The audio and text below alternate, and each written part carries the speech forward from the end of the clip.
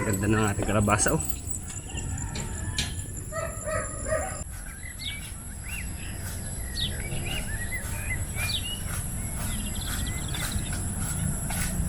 Laki ah.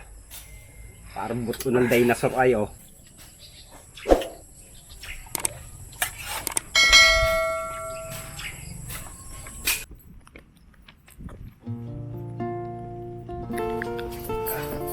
May dala tayo dito ng paa ng baka. Ayan o, kalalaki o. Lalagyan natin sampalok. Kuha muna tayo sampalok. Kuha muna tayo ng albos ng sampalok. At ito ang pang-aasin natin sa ating paa ng sa paa ng baka. Pinakamura ang ating kukunin para mas lumasa.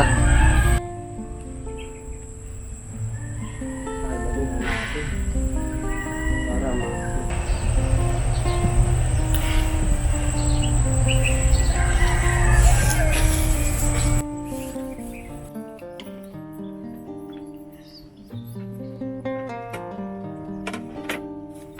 dala akong talbos ng ano, tinanguha ko kanina. Hugasan ko muna itong dala kong pata.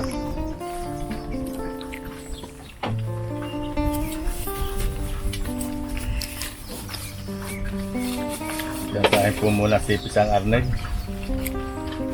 At ito naman sa kabila, sinasalang ni Paring Shernan yung ano, Pata. yung ating cow hooves. Paa ng baka yan. Dalawa lang gagamitin natin ka lang para mabilis. Dito yung pata. Dito ang sinaing. Yan, titira mong ating hugas bigas. Sasabaw natin doon sa pata. Bibit ako din. Oh, tikitin mo na yun.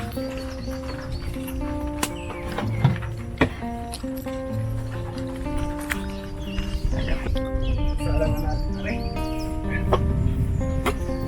Ang ginamit lang. Ang gamit ko yan o. Hugas bigas.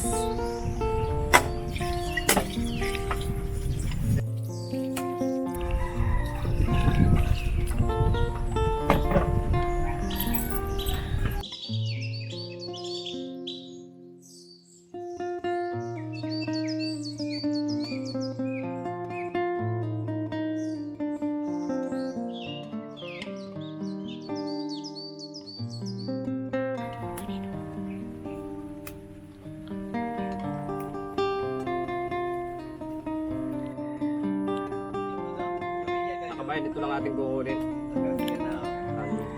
Yung matitigas, hindi na natin gagamitin na rin. Tatya hindi na na. Yan. Kailangan.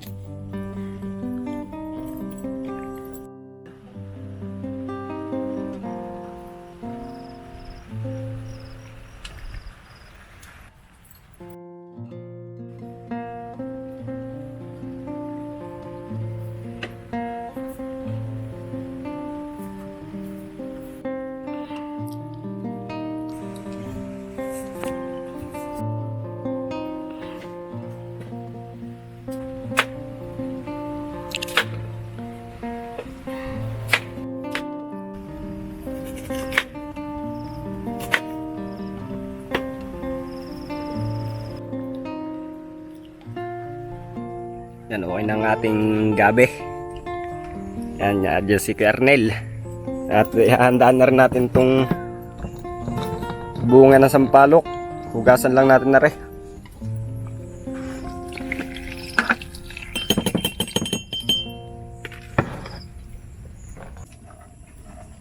Yan, hugasan na natin itong ano, sampalok.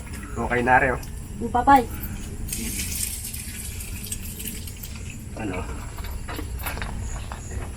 Kukunin na rin natin yung pinakadahon, yung pinakatalbos. At hugasan na rin natin.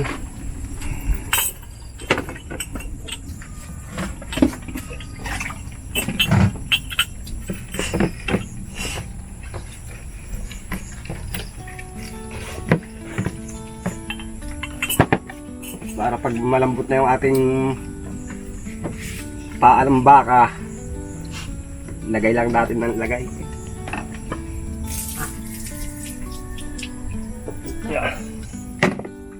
At yung sili. Babanlawan lang natin, balinis rin na rin.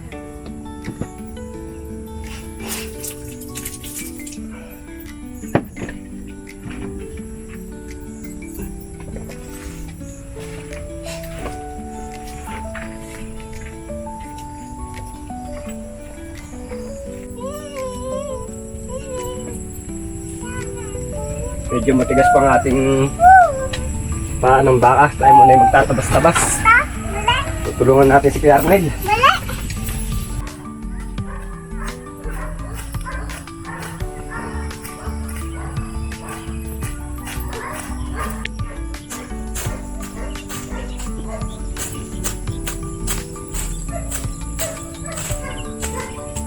Ang ganda ng ating kalabasa, oh.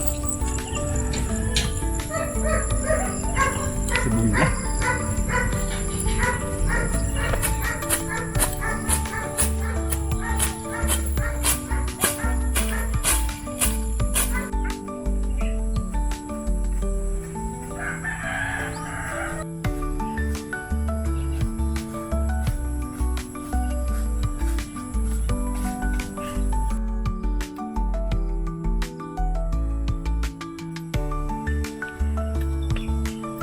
Medyo matigas pa. Gayatin na natin ating sibuyas. Para mamaya uuhulog na lang natin.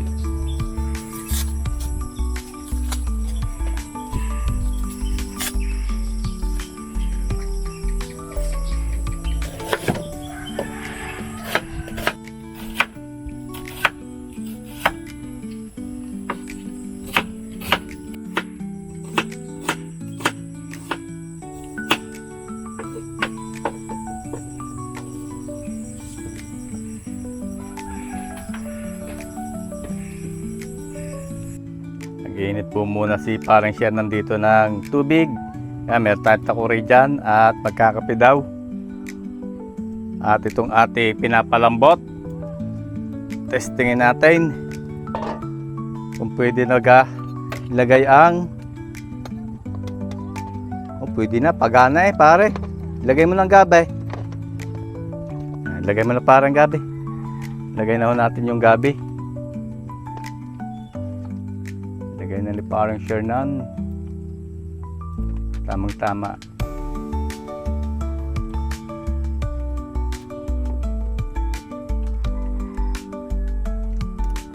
Tapos itong ating sampalok.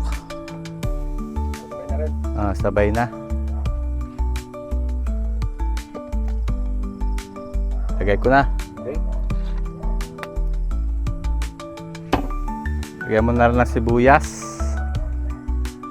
Aray yan, sibuyas.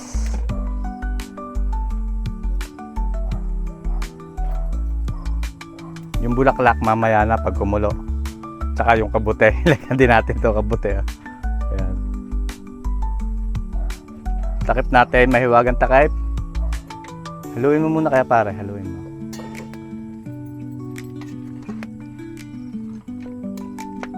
Ayan. Para lumambot yung gabay. Sarap niya, no? Wow, nakakalasa sa buto yung iba, no? Ang tagal din ba yun? Buto na lang yun oh. Lambot din. Lumambot din. Okay, takip.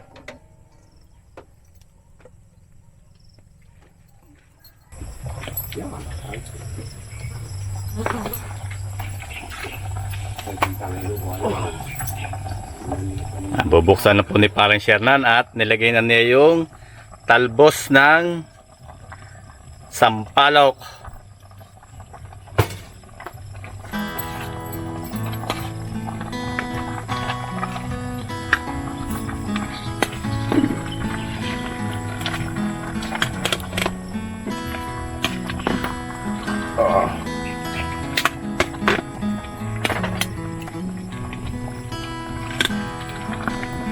Tapos ilalagay na rin ni parang Shernan ng sili. Siling panigang. At yung kabute, sabay-sabay na. Para pagkulaw, Ayos na.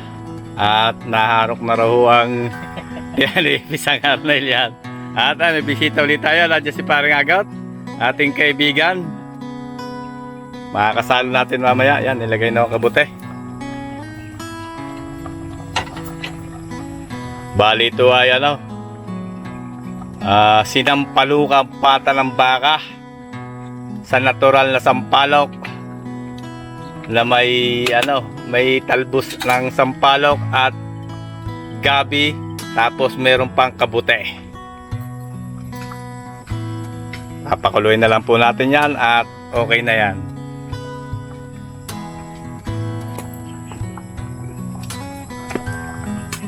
Tikman muna natin kung saan nagkulang.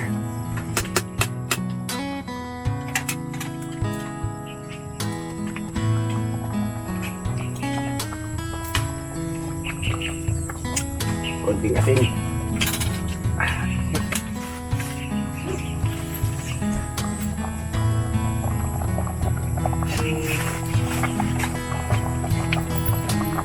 Konti lang at baka mapalat.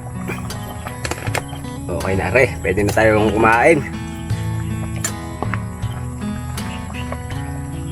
Oh.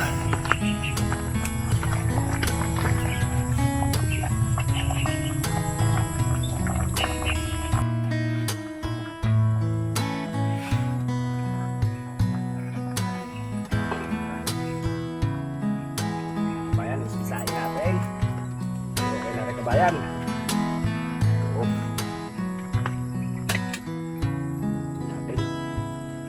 Gabi.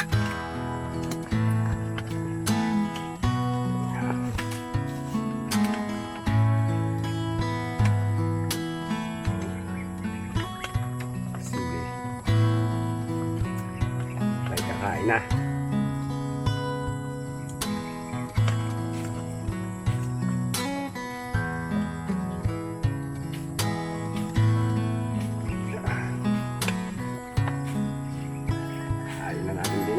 Bumibigyan na. Yan. Yan na tayo kabayan.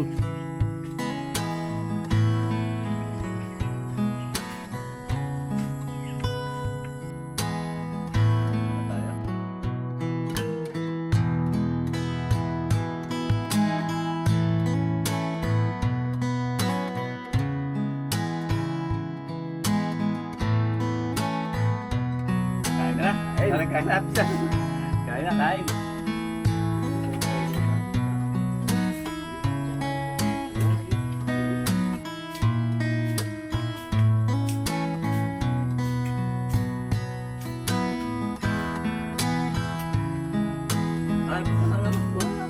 Okay. Ang laki na rin.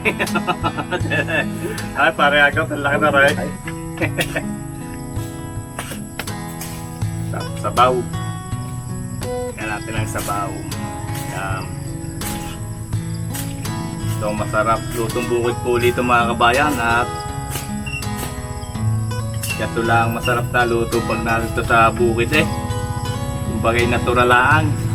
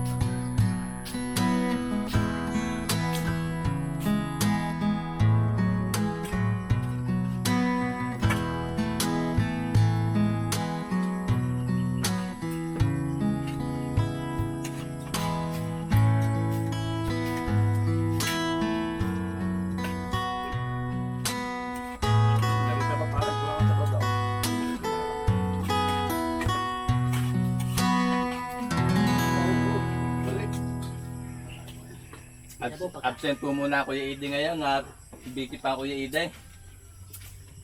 Next time.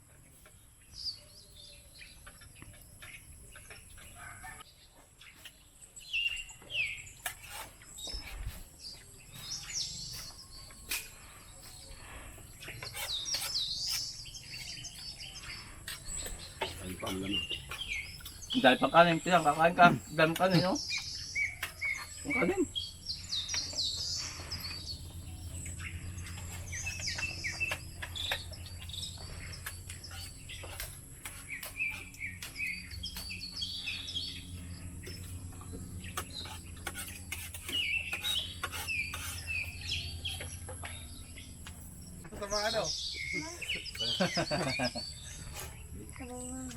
Sabaw.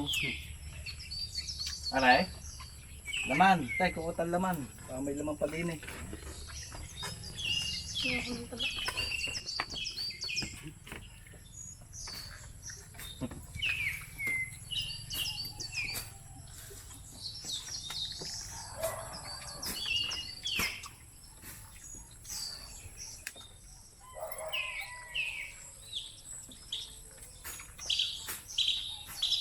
Ang kutsara to tol ah.